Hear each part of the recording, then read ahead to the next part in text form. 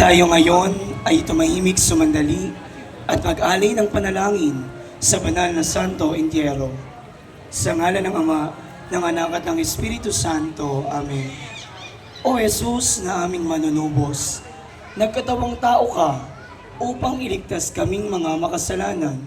Sa iyong pagsilang, kami ay nabigyan ng pag-asa.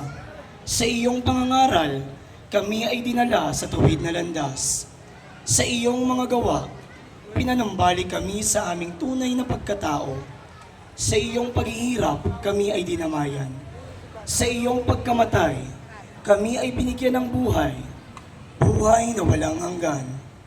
Kami ngayon ay naninigluhod na sumasamo sa iyong harapan, O Diyos ng buhay, na dumaan sa pinto ng kamatayan, dala ang aming mga alalahanin, pagkabalisa, naliligalig na pananampalataya nang dahil sa mga patong-patong na hamon ng buhay.